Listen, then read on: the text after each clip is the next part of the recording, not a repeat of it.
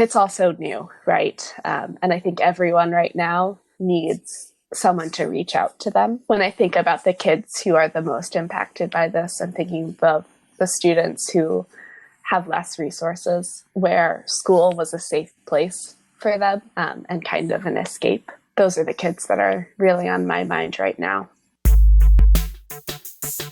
This is High Tech High Unboxed. I'm Alec Patton, and things are a little different for us around here, as I'm sure they are for you. I'm recording in my garage, which is basically a large shed underneath a flight path.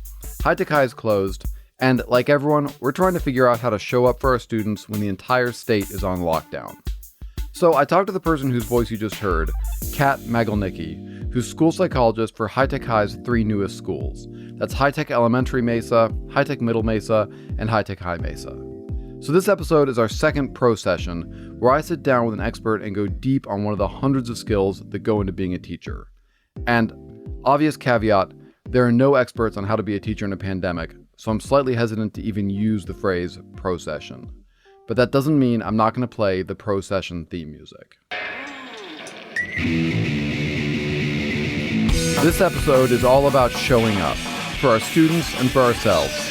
And Kat first used the term showing up pretty early in our conversation when I asked her what a teacher's role should be right now.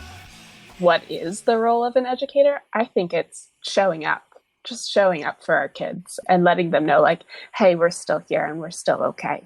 You know, I've been seeing so many educators doing some really creative ideas, from just holding video calls with their whole class to check in. And sometimes on those video calls, they're doing like movement breaks on websites like Go Noodle, or even like schools going around and driving through the neighborhoods of their students and waving from afar, which is really awesome to see. So those are just some ways that teachers right now are showing up.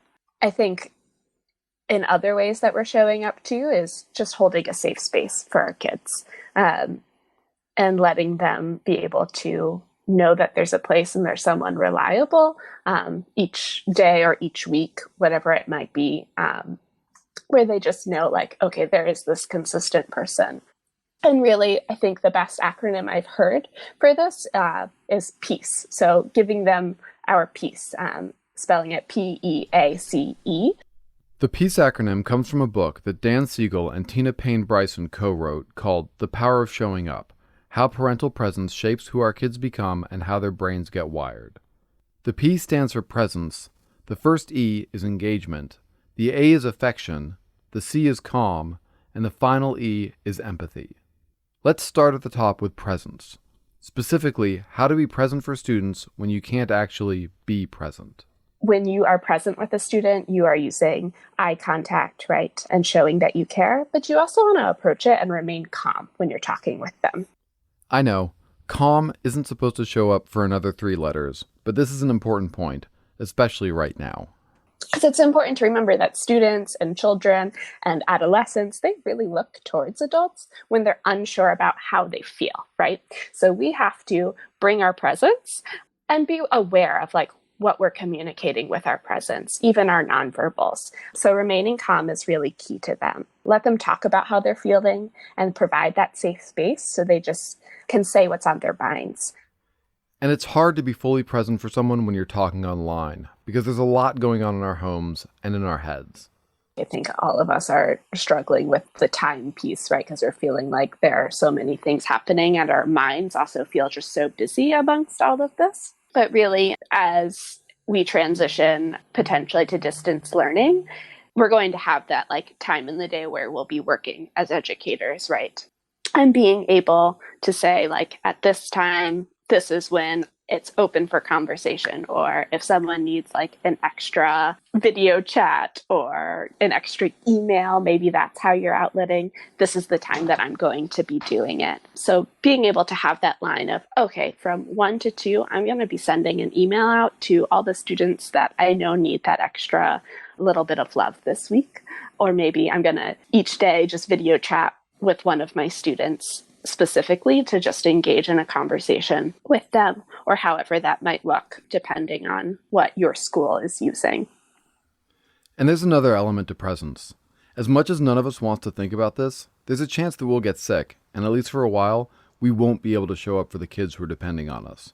I asked Kat how to prepare for that possibility. It is the harder question to answer, right? Like, how can you prepare for that? And preparing for that is also something that probably feels really hard to do and to acknowledge that it might happen. I think in those cases, being able to know, okay, like I have these teachers who can also reach out to my kids, but making sure that there's just some kind of backup of what can I do or who can help me and jump in during this time.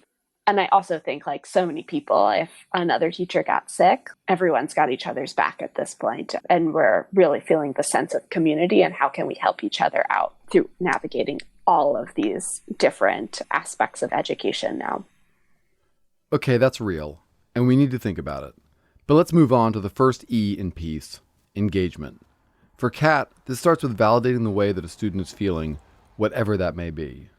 They might say that they're feeling scared, and that's okay to feel scared, but also make sure that what they're saying and their perspective or perception is accurate too, right? So if they're starting to spiral, just making sure to ground them back into, yeah, this might feel really scary right now, but this is also what's happening, so that you can bring them back to not catastrophizing. And then you also want to make sure that you're providing information in an age-appropriate manner. So that's kind of taking those two pieces of the piece, presence and engagement. You want to make sure, okay, I have my eye contact. I'm also validating how they're feeling, reflecting how they're feeling, but providing accurate information too. So now Kat's going to break down how to talk to kids about coronavirus by age. When we're thinking about like elementary kids, just being brief and simple information and providing facts, right? And appropriate reassurances about like schools and your parents or your caregivers are here to keep you safe, and the adults are working hard to make sure that we remain healthy. And then give like little examples of steps that they can take every day to stop germs and stay healthy. So like we're gonna make sure we wash our hands every day or cover our cough. So keeping it simple and really putting it at their level. And once again, providing that accurate information while remaining calm. Then when we're talking about upper elementary, so probably like 6th grade or 5th grade, and then middle school, you'll start to notice the shift where they're being more vocal and asking questions. Oh, am I really safe right now? And what will happen if this comes to my school or happens in my family?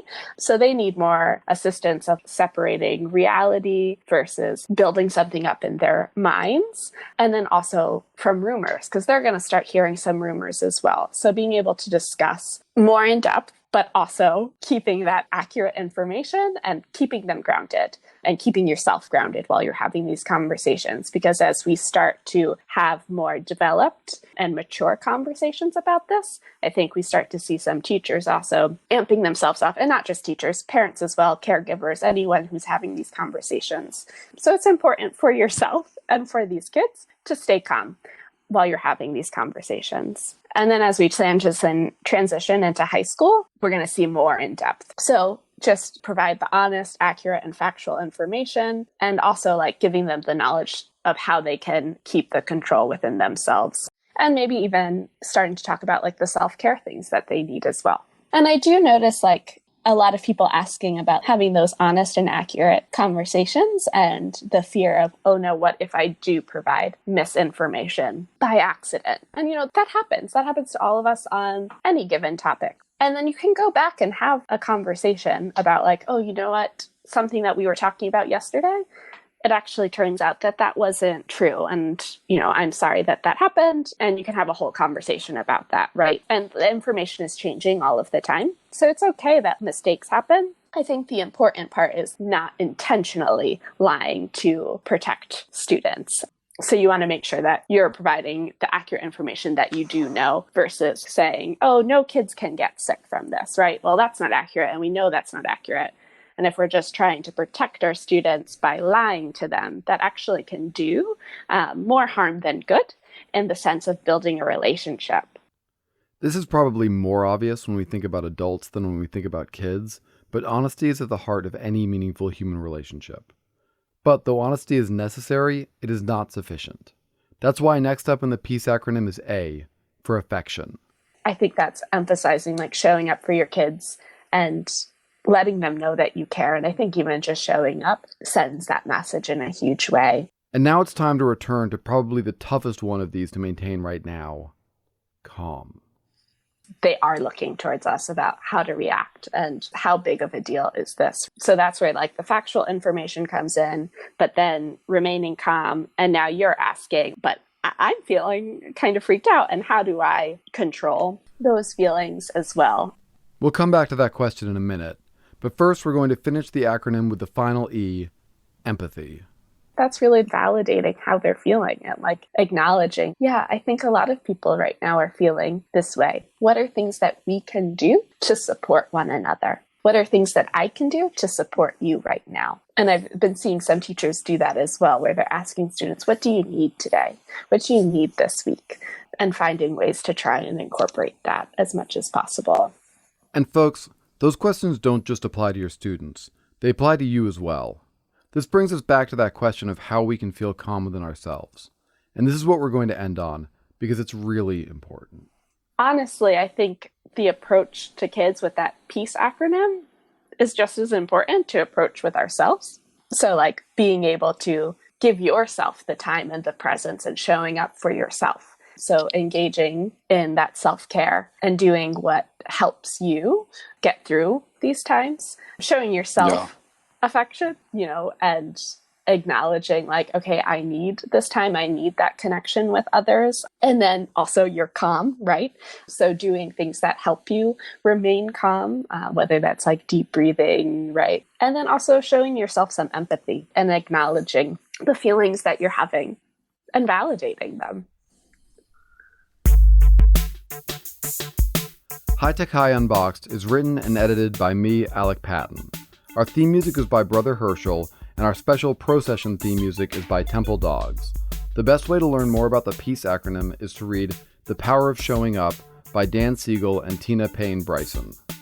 We'll be back soon with another Pro Session episode. In this one, Ladera Korn and Margaret Vreeberg Izzo will talk about how to support kids with special educational needs right now. Thanks for listening, take care, and be safe.